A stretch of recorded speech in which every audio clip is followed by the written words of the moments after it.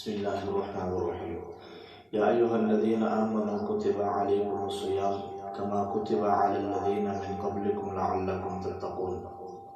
اللہ تبارک و تعالی ارشاد فرماتے ہیں، اے ایمان والو، رمضان کے روزے تمہارے اوپر فرض کر دیے گئے جس طریقے سے تم سے پہلے لوگوں پر فرض کر دیے گئے تھے، لعلکم تتقون، تاکہ تم نیک فرزگار بن جاؤ۔ اس آیت مبارکہ میں اللہ تبارک و تعالی نے 3 چیزیں ارشاد فرمائی۔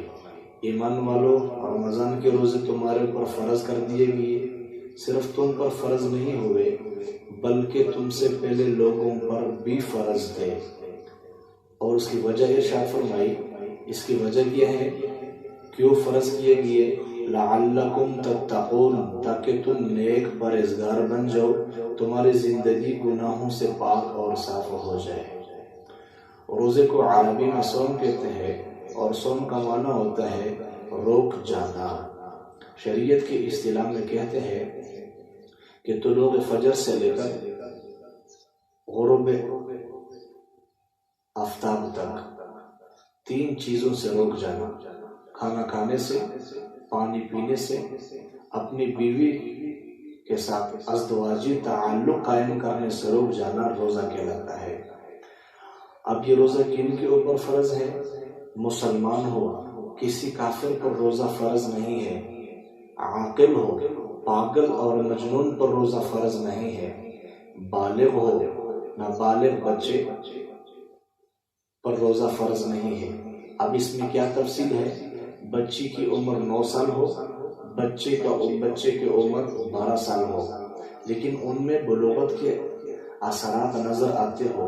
اگر بلوغت کے کوئی اثرات نظر نہیں آ رہے تو ان کی طرف رمضان کی روزے کی فرضیت کے احکامات متوجہ نہیں ہو رہے۔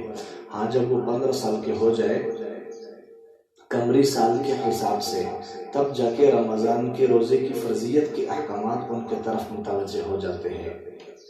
اگلی چیز دارالاسلام کا ہونا۔ دارالاسلام کیا چیز ہے؟ دارالاسلام کہتے ہیں کہ جہاں پر مسلمانوں کی حکومت ہو، خواہ وہاں قرآن و سنت کا نفاذ ہو یا نہ ہو۔ اب روزے کے ادائیگی کس پر فرض ہے؟ اس کے لیے 3 چیزیں ہیں۔ مقیم ہونا، شرعی مسافر پر روزہ فرض نہیں ہے، جب وہ اپنے سفر کو مکمل کر کے واپس لوٹ جائے پھر جا کے اس روزے کی قضا کر لے۔ تندرست اور صحت مند ہونا، اگر وہ بیمار ہے یا اس طور پر اتنا کمزور ہے کہ اس کے اندر روزہ رکھنے کی طاقت نہیں ہے تو وہ بھی بعد میں قضا کر لے۔ وہ عورت جو ایام حیض یا نفاس میں ہے، ان کے لیے بھی روزہ رکھنا جائز نہیں ہے۔ وہ ان ایام سے گزرتی ہے، جب وہ پاکی کے ایام میں داخل ہو جائے تو پھر وہ روزہ رکھنا شروع کر دے۔ جو روزے ان ناپاکی کے ایام میں رہ گئے ہیں ان کی بعد میں قضا کر لے۔ اب روزہ کس طور پر صحیح ہو، اس کے لیے 2 چیزیں شرط ہے۔ سب سے پہلے نیت کرنا، اور دوسری چیز عورت کا حیض اور نفاس سے پورا دین پاک رہنا۔ اللہ تعالی ہمیں سمجھنے کی توفیق نصیب فرمائے۔ وآخر دعوانا